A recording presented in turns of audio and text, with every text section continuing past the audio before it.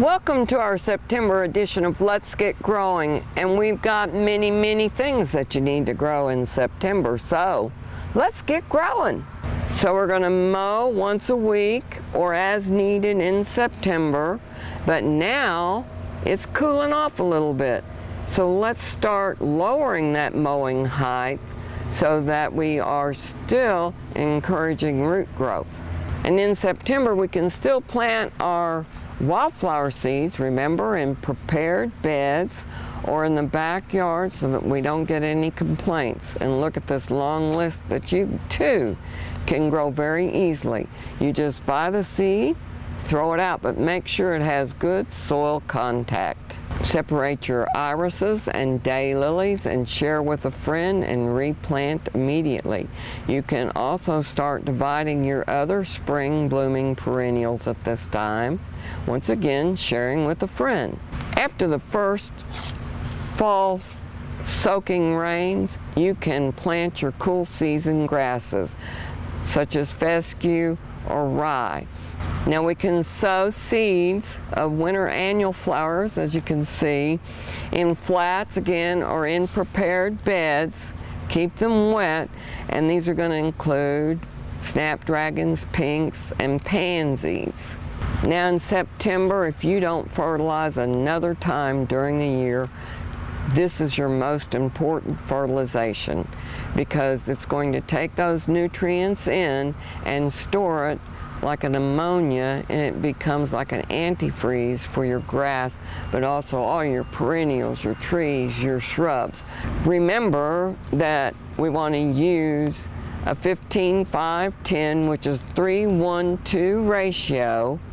The most important part being the sulfur, because it's going to change the pH of the soil and make the nutrients that are already there more readily available. All right, prune all dead or diseased wood from your trees and shrubs. Remember that we're going to hold off on the major pruning. Begin disbudding your chrysanthemums. Lightly prune your geraniums and begonias and also all that salvia so that you'll get a new flush of wonderful flowers and have them all the way up to Thanksgiving or until the first freeze. Remove all old or unproductive growth from your roses to stimulate new growth and the old seed heads from your crepe myrtles. I'm not saying to do crepe murder, we're just cutting off the dead seed heads. Water all your newly planted areas. Remember to water those berry-producing plants such as hollies and nandinas. And remember, water your cucumbers and eggplant or they'll become bitter. Remember, caladiums and coleus will require a lot of water or they're going to start dropping their leaves. But one good thing is, with the soaking fall rains, we only need to water as needed. Last but not least, hey guys, feed the birds. Well, we have a combination hanging basket here. We actually have a spathiphyllum or a peace-lily. You usually know them because they have the white flower that comes out of the middle. This one's not currently blooming, but it is growing. See all these runners? So I'm going to show you how to cut a hanging basket back. And I'm going to show you how to make some cuttings in a Ziploc baggie with a little bit of wet vermiculite in the bottom. I'm going to go and cut right below this leaf. And then I'm just going to go around the plant and I'm going to alternate. You see I've cut short. I'm going to leave one a little bit longer. Oh, this one I'm going to leave a little bit longer. And then we're going to go a little bit shorter.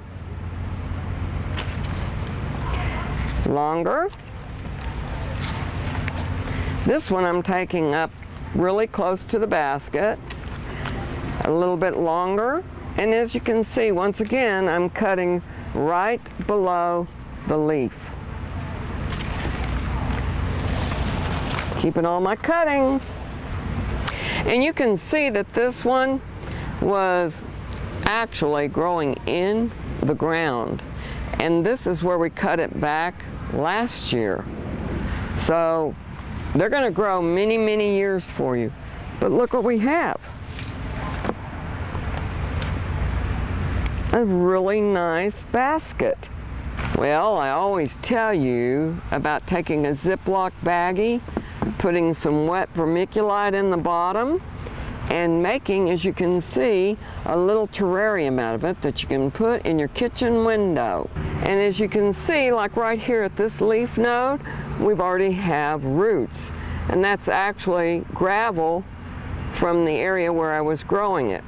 Now you can take these that already have roots on them, and this is just going to expedite growth. So we're going to just cut it, leave a little bit of stem on it with the root. No roots, not a problem. We're going to cut directly below the leaf. Take this off. Now we have a leaf node down here, and then we're going to cut right above this one. And look, we have a longer cutting. So you can make a single node cutting, or you can make a double node cutting. And then this is a single node cutting, and we're going to take it and just stick it into our media. And then we're going to take a longer one and stick just this bottom leaf node in. And then once again, this one that already had a root on it.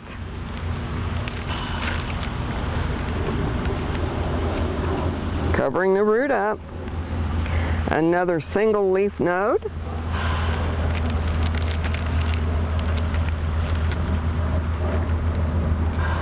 Last but not least, a double leaf node. When they're in, we're going to blow a little air into the baggie and puff it out. And then last but not least, make sure that they're nice and stable in their environment. If a cutting is wiggling, it won't root. So when you see new growth, new little leaves popping out, you'll know it's time to repot. I like to use these baggies because before you start, write the date that you started your cuttings, and you will know that in approximately 3 or 4 weeks, a month, you should have some new ivy to plant. And I'd start out in 4-inch pots with 2 cuttings per pot. And after you see them growing runners like this, either start them in a new hanging basket or give them to a friend. Make great Christmas gifts if you start in September.